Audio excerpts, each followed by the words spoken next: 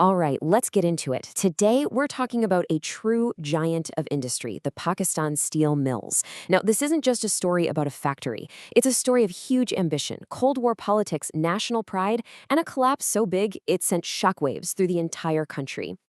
So we're actually going to start at the end of the story, because on July 4th, 2023, the announcement finally came down. After years of just bleeding money and a desperate search for a buyer that never came, the giant was officially being put to rest. And this was so much more than a company going out of business. It was truly the end of an era. And behind those big headlines, you've got a massive human cost. Just think about this number. Over 9,000 people lost their jobs in the final years. And these weren't just jobs, you know? For so many families, this was a way of life, tied to a company that was supposed to promise a future for generations to come. Which brings us to the big question, the one we're going to unpack today. How on earth did an institution that was built to be the very foundation of Pakistan's industrial power, a real symbol of national pride, how did it just crumble into nothing? Well, to figure that out, we have to rewind and go all the way back to the beginning. But first, to really feel the impact of the fall, you have to understand the sheer size of what was lost. I mean, this was absolutely no ordinary factory. The Pakistan Steel Mills was what's called an integrated steel mill. So what does that even mean? It means everything. From the moment raw materials arrived, to the smelting, to rolling out finished steel beams, it all happened on one absolutely gigantic site. The whole idea was for it to be this self-sufficient industrial titan, the cornerstone for the entire country's development. The story of how it even got built is fascinating. It's tangled up in the geopolitics of the Cold War. For a young nation like Pakistan, having its own steel mill wasn't just a nice idea. It was seen as essential for true self-reliance.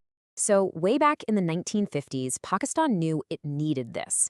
And the first door they knocked on was America's. But Washington, well, they weren't interested. It was a hard pass. That refusal, though, inadvertently opened the door for their biggest rival. And just look at this timeline. This thing did not happen overnight. The Soviet Union first put an offer on the table way back in 1956, but it took until 1971, 15 years later, for a real deal to be signed. The first stone was laid in 73, but it wasn't until 1985, almost 30 years after that initial offer, that the mill was actually finished and inaugurated. This was a long, complicated, and politically loaded journey. But boy, when it finally got up and running, it was glorious. For a while there, the Pakistan Steel Mills was everything it was meant to be. It was an industrial powerhouse and, just as importantly, a massive source of national pride. The scale was just immense. We're talking about a complex sprawled over nearly 19,000 acres. It wasn't just a factory, it was basically a city. It had its own housing for employees, its own schools, parks, even a cricket stadium. And its motto said it all: building the nation, serving the nation. It was a powerful statement. And the absolute high point? That came on Pakistan's Independence Day, August 14th, 1981. The moment they fired up that first blast furnace, that was a huge symbolic victory. It was an announcement to the whole world that Pakistan was now in the big leagues, a member of the exclusive club of steel-producing nations. It was a declaration of industrial independence.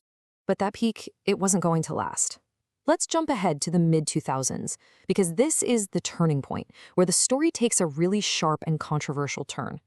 The word on everyone's lips? Privatization. Okay, so here's where things really came to a head. In 2006, the government moves to sell off a huge 75% stake for $362 million.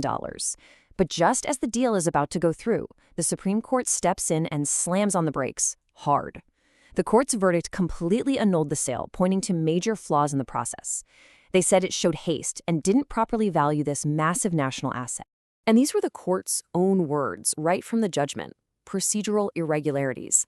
That phrase alone stopped the whole thing dead in its tracks.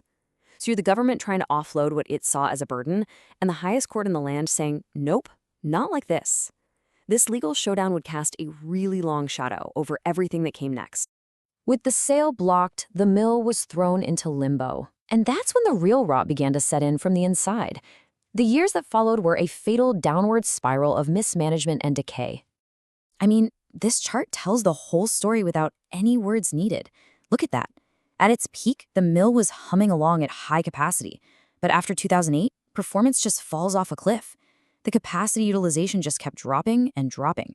The giant machines were still there, but they were sitting silent. So, what happened? Why the catastrophic decline? Well, it wasn't just one thing. It was this toxic cocktail of problems. You had widespread corruption, with money that should have gone into upkeep just disappearing.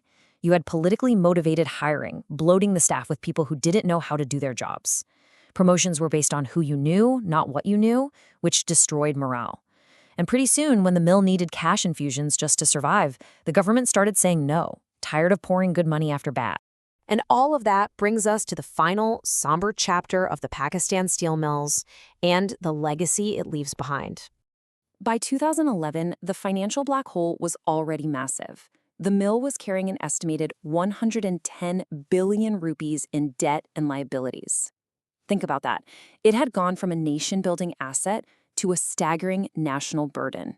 From there, the final steps were almost a formality. The losses just kept piling up. No private buyer on earth was willing to take on that mountain of debt. So finally, the government had to make the call and shut it all down for good, officially ending a dream that had started nearly 70 years earlier. The story of the Pakistan steel mills is so much more than a business case study. It's really a national tragedy. And it leaves us with this one big, lingering question.